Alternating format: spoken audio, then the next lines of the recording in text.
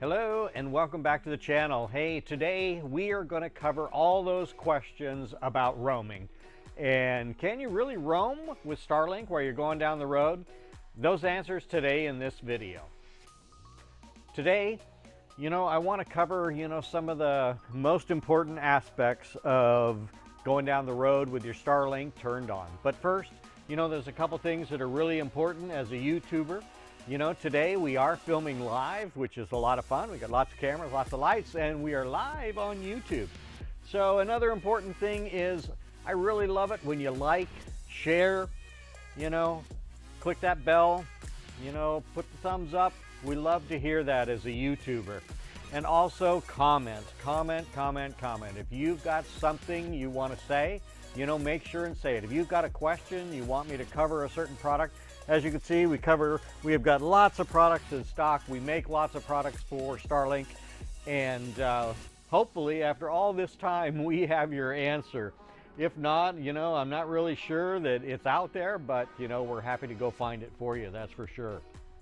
So today I want to talk about the systems and traveling down the road with Starlink. Now, Starlink has been an interesting adventure. In the beginning, we were lucky to be one of the first ones in 2020 to get the Starlink system. It came to us, big round dish, looked like dish TV, just like every other dish on top of the motorhome. But it gave us internet, which dish TV did not give us internet. The thing was that going down the road was always the question, do you really go down the road with your Starlink on or not? Well, we didn't care. We left the Starlink on, and we got crappy service most of the time, but we still got some kind of service. Today, that's all changed. I have to say that by changing over here to the Gen 3, which you can see here in the box, the Gen 3 has a lot of advantages to it.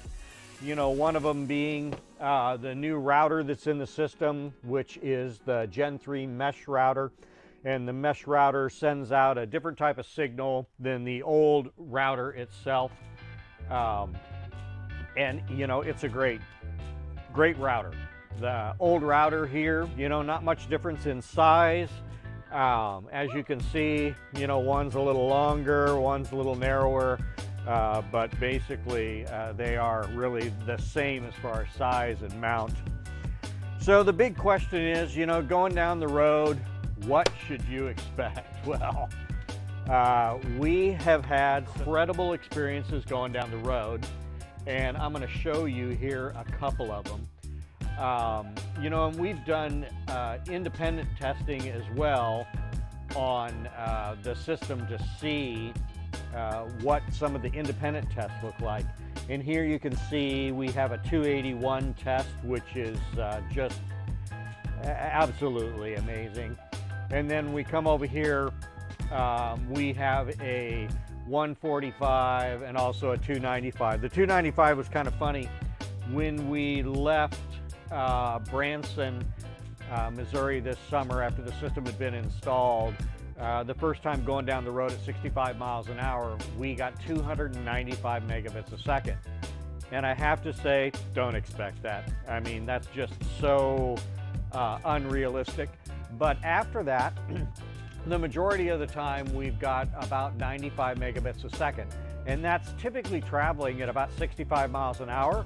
And we have a big old, giant motorhome. And I don't like to go slow. I like to get where I'm going and pull all my junk behind me and have internet so that we have the ability to edit while we're working. The other thing that we really like to do is we like to broadcast live. So that brings us the power and take all the goodies along and then be able to edit them while we're going down the road.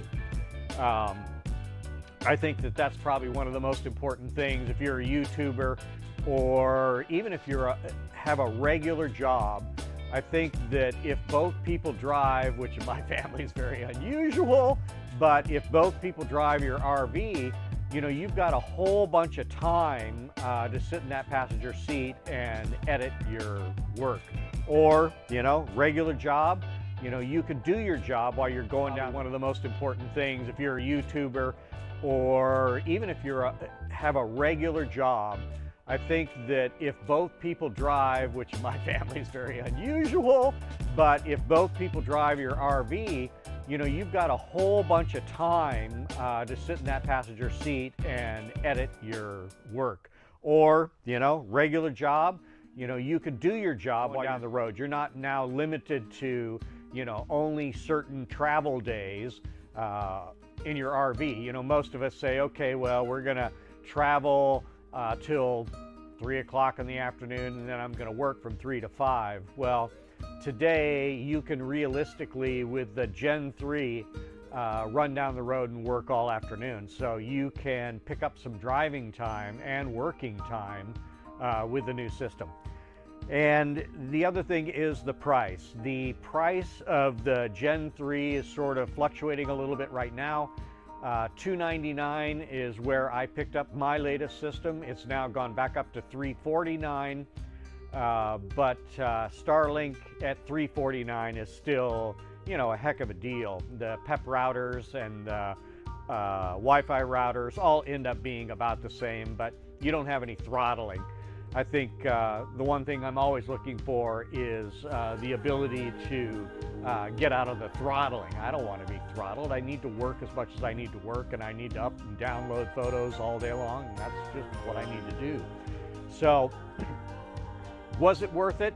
Well, I have to say it's probably, you know, Starlink now 4 years, 15,000 miles, about almost 4,000 miles of roaming. If you can see the sky, your Starlink is going to work. You go under an underpass, and for a blink of an eye, blink of a second, you're not going to have service. But after that, you are. So if you're thinking about internet for your RV, camper, bus, I don't care what it is, Starlink is the answer. Hey, Brett on the Go here.